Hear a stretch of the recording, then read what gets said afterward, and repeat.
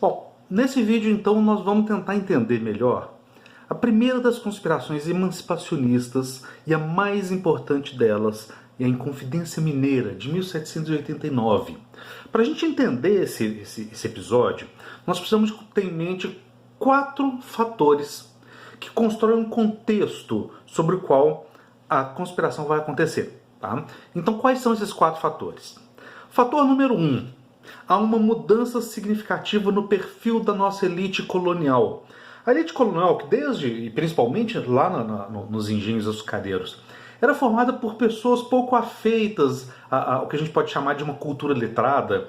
Ela começa a mudar muito, principalmente quando, enriquecidas, graças à mineração, algumas famílias aqui de Minas Gerais, de Mariana, de Ouro Preto, que na época era Vila Rica do Ouro Preto, de São João del Rei, começam a mandar seus filhos para estudar nas universidades de Portugal. Tá? Então, ali por volta de 1760, começa a surgir uma nova geração da elite colonial, principalmente em Minas Gerais, mas também no Rio de Janeiro, em Recife, que eram formados por pessoas que, na juventude, fizeram curso superior, principalmente na Universidade de Coimbra.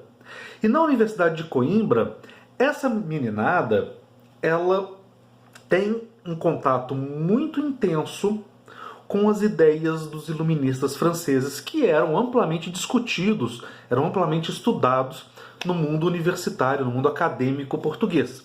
Tá? Bom, então, primeiro fator, uma mudança no perfil da nossa elite. Tá? Então nós temos uma elite que é diferente da elite açucareira, por exemplo, é uma elite que lê obras filosóficas, que escreve poesias, são os poetas Árcades. Tá? Segunda mudança, ao longo de 27 anos, mas principalmente durante os 21 anos que vão de 56 a 77, que o Marquês de Pombal exerceu o cargo de primeiro-ministro, uma série de reformas políticas vão atingir o Brasil e vão criar no Brasil essa sensação de que o Império Português, incluindo o Brasil, podia caminhar em direção a uma certa modernidade, a uma política de progresso, se espelhando no que vinha acontecendo na Inglaterra. Tá? Bom, terceiro fator que é importantíssimo para a gente compreender o que vai acontecer. Esse momento, né, de otimismo, de vamos olhar para o futuro, vamos desenvolver, vamos criar manufaturas, ele acaba quando morre Dom José I.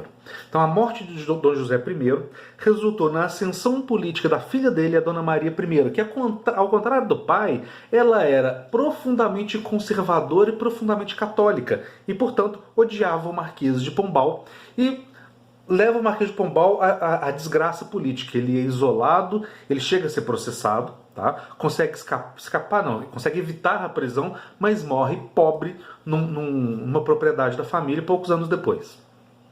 E o que se segue é uma política contrária às reformas pombalinas em todos os aspectos. Tá? Por exemplo, se o Marquês de Pombal estimulava as manufaturas têxteis no Brasil, a Dona Maria I vai fazer um alvará em 1785 proibindo essas manufaturas. Tá? Então essa política conservadora, tanto do ponto de vista econômico, quanto político, quanto cultural, vai enfurecer as nossas elites esclarecidas. Bem, quarto fator que a gente tem que levar em consideração é a Revolução Americana. Então, essas elites agora enfurecidas, não enfurecidas por causa de uma ou outra decisão do governo, mas por causa do governo como um todo, elas se espelham no que aconteceu nos Estados Unidos, tá? E vão defender um movimento semelhante no Brasil, um levante armado para derrubar o sistema colonial. Tudo bem? Bem, é nesse contexto que, no ano de 1788, observe, um ano antes da eclosão da Revolução Francesa, obviamente lá na França, né? Em 1788, vem para Minas Gerais um novo governador, tá?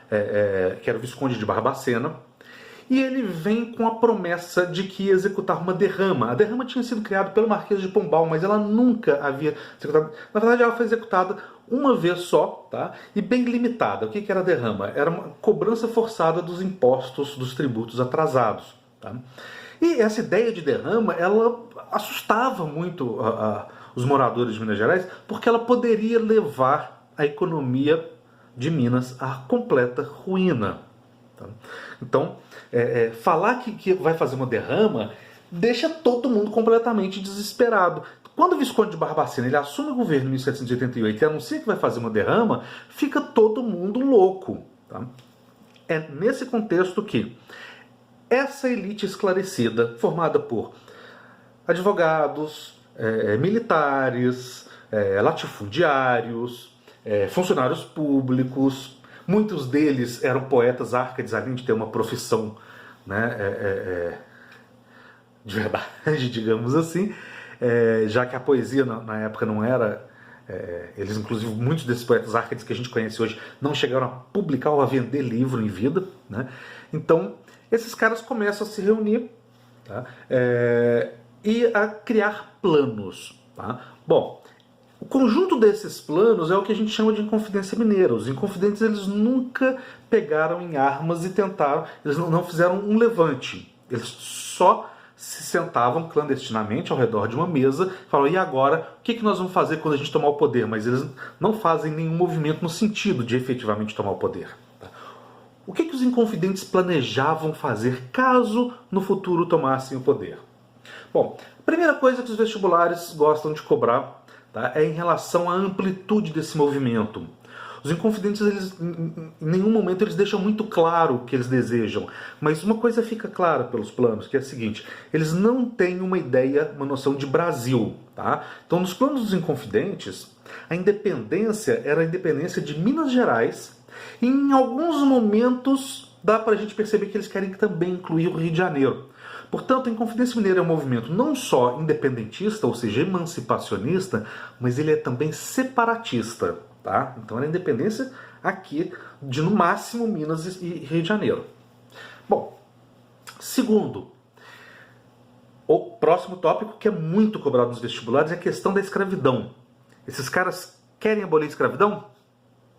De forma geral, não. Tá? Existem alguns inconfidentes que são contra a escravidão, inspirados, obviamente, no discurso iluminista, mas eles não deixam isso claro hora nenhuma, e vários deles eram proprietários de escravos.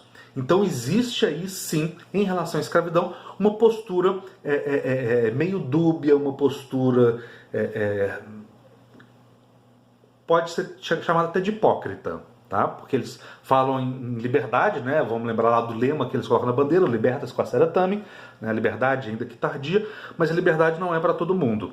Bom, do ponto de vista econômico, os Inconfidentes propõem uma reforma.